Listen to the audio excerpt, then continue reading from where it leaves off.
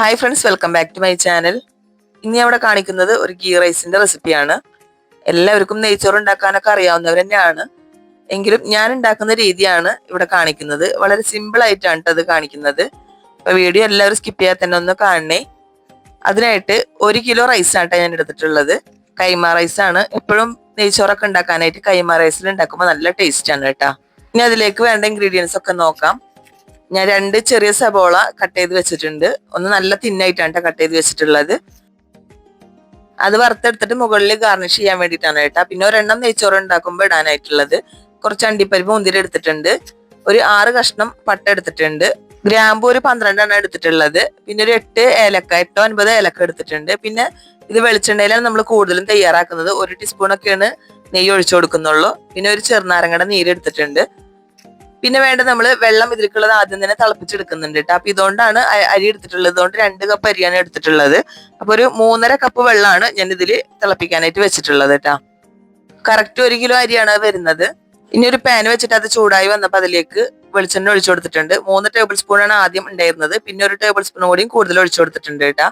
ഇനി അതിലേക്ക് ഉള്ളി ഇട്ടിട്ടൊന്ന് വറുത്തെടുക്കുന്നുണ്ട്. ഉള്ളി കരിയാതെ നോക്കണം.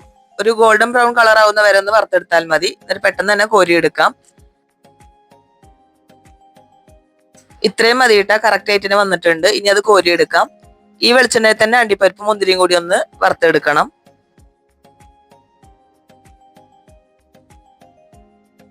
അണ്ടിപ്പരിപ്പ് മുന്തിരി വറുത്ത് കോരിയതിന് ശേഷം അതിലേക്ക് അരിഞ്ഞു വെച്ചിട്ടുള്ള സബോള കൂടി ഇട്ട് കൊടുക്കാം. എന്നിട്ട് അതൊന്ന് ചെറുതായി ഒന്ന് വഴന്നു വരുമ്പോ അതിലേക്ക് ഗ്രാമ്പൂ, പട്ട, ഏലക്ക, പിന്നെ ഒരു ബേ ലീഫും കൂടി ഉണ്ട്, അതും കൂടി ഇട്ട് കൊടുക്കാം. എന്നിട്ട് ചെറുതായി ഒന്ന് വഴറ്റിയെടുക്കാം. ഒരു 3-4 സെക്കൻഡ് വഴറ്റിയെടുത്താൽ മതി. അപ്പോഴേക്കും നമുക്ക് അരി ഇട്ട് കൊടുക്കാം. അരി ഒന്ന് റോസ്റ്റ് ചെയ്തെടുക്കണം. അരി പതുക്കെ വേണം ഇളക്കാനായിട്ട്, പൊടിഞ്ഞു പോവാതെ നോക്കണം. അരി ഇട്ട് കൊടുത്തതിന് ശേഷം ഞാൻ ഹൈ ഫ്ലെയിമിൽ ഇട്ടിട്ട് തന്നെയാണ് ഇളക്കി കൊടുക്കുന്നത്. ഇപ്പൊ ഏകദേശം ഒന്ന് വെള്ളം വറ്റി വന്നിട്ടുണ്ട്. ഇനി അതിലേക്ക് നമ്മൾ തിളപ്പിച്ച് വെച്ചിട്ടുള്ള വെള്ളം ഒഴിച്ചു കൊടുക്കാം. വെള്ളം ഒഴിച്ചു കൊടുത്തതിന് ശേഷം ഒന്ന് തിളച്ച് വരുമ്പോൾ അതിലേക്ക് ഉപ്പ് ഇട്ട് കൊടുക്കാം. ഉപ്പ് എപ്പോഴും മുന്നിട്ട് നിൽക്കുന്ന രീതിയിൽ വേണം ഇട്ട് കൊടുക്കാനായിട്ട്. പിന്നെ ഒരു ചെറുനാരങ്ങയുടെ നീരും കൂടി ഒഴിച്ചു കൊടുക്കാം. നന്നായി മിക്സ് ചെയ്തതിന് ശേഷം ഒരു 6 മിനിറ്റ് അതൊന്ന് മൂടി വെച്ച് വേവിക്കാം. ലോ ഫ്ലെയിമിൽ വെച്ചിട്ട് വേണ്ട വേവിക്കാനായിട്ട്. ഹൈ ഫ്ലെയിമിൽ വെച്ച് കഴിഞ്ഞാൽ പെട്ടെന്ന് തന്നെ വെള്ളം വറ്റിപ്പോവും. അപ്പൊ നമ്മൾ റൈസ് വെന്ത് കിട്ടില്ല. അതിനാണ് ലോ ഫ്ലെയിമിൽ വെച്ച് കൊടുക്കുന്നത്. ഇപ്പൊ ഏകദേശം ഒക്കെ വെള്ളം വറ്റി വന്നിട്ടുണ്ട്. അരി ഇനിയും വേവാനുണ്ട് കേട്ടാ. അപ്പൊ ഒന്നുകൂടി മൂടി വെച്ച് വേവിക്കാം. 5 മിനിറ്റ് കൂടി ഒന്ന് മൂടി വെച്ച് വേവിക്കുന്നുണ്ട്. ലോ ഫ്ലെയിമിൽ തന്നെയാണ്. 5 മിനിറ്റിന് ശേഷമാണ് തുറന്നിട്ടുള്ളത്. ഇപ്പൊ വെള്ളമൊക്കെ വറ്റി വന്നിട്ടുണ്ട്. ഏകദേശം റൈസും വെന്ത് വന്നിട്ടുണ്ട് കേട്ടാ. ഇനി അതിന്റെ മുകളിലേക്ക് 1 ടീസ്പൂണ് നെയ്യ് ഒഴിച്ചു കൊടുക്കാം. നെയ്യ് ഒഴിച്ചു കൊടുത്തതിന് ശേഷം എല്ലാം കൂടി ഒന്ന് മിക്സ് ചെയ്തെടുക്കണം.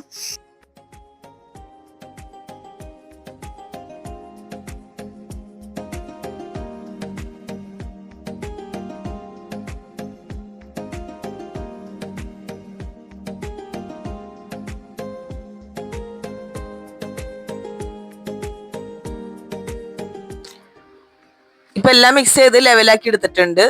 ഇനി അതിന്റെ മുകളിലേക്ക് നമ്മൾ വറുത്ത് കോരി വെച്ചിട്ടുള്ള സബോളയും അണ്ടിപ്പരിപ്പും മുന്തിരിയും കൂടി ഇട്ട് കൊടുക്കാം. ഇത് ഇട്ട് കൊടുത്തതിന് ശേഷം മൂടി വെക്കാം. എന്നിട്ട് 2 മിനിറ്റ് കൂടി ഫ്ലെയിം ഓൺ ചെയ്ത് കൊടുത്താൽ മതി. അത് കഴിഞ്ഞാൽ പിന്നെ ഫ്ലെയിം ഓഫ് ചെയ്ത് കൊടുക്കാം. ഫ്ലെയിം ഓഫ് ചെയ്തിട്ട് അരമണിക്കൂറിന് ശേഷമാണ് ഇത് ഓപ്പൺ ചെയ്തിട്ടുള്ളത്. അപ്പൊ നമ്മുടെ അടിപൊളി ഗീ റൈസ് ഇവിടെ തയ്യാറായിട്ടുണ്ട്. വളരെ സിമ്പിൾ ആയിട്ട് തയ്യാറാക്കാൻ പറ്റിയ ഒരു ഗീ റൈസ് ആണിത്. റൈസ് ഒന്നും കെട്ടാതെയാണ് നമുക്ക് കിട്ടിയിട്ടുള്ളത്. അടിപൊളി ഗീ റൈസിന്റെ റെസിപ്പിയാണ് കേട്ടത്.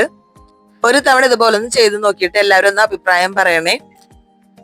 അത്രയും പെർഫെക്റ്റ് ആയിട്ടാണ് നമുക്ക് ഈ ഒരു ഗീ റൈസ് ഇവിടെ കിട്ടിയിട്ടുള്ളത്. ഞാൻ ഇവിടെ പ്ലേറ്റിലേക്ക് വിളമ്പി എടുക്കുന്നുണ്ട്. വളരെ സിമ്പിളായി തയ്യാറാക്കാൻ പറ്റിയ ഒരു ഗീ റൈസിന്റെ റെസിപ്പിയാണ് ഇവിടെ കാണിച്ചത്. ഈ ഒരു ഗീ റൈസിന്റെ റെസിപ്പി എല്ലാവർക്കും ഇഷ്ടമായെന്ന് വിചാരിക്കുന്നു. ഇഷ്ടമായ മറക്കാതെ തന്നെ ലൈക്ക് ബട്ടൺ ക്ലിക്ക് ചെയ്യണേ.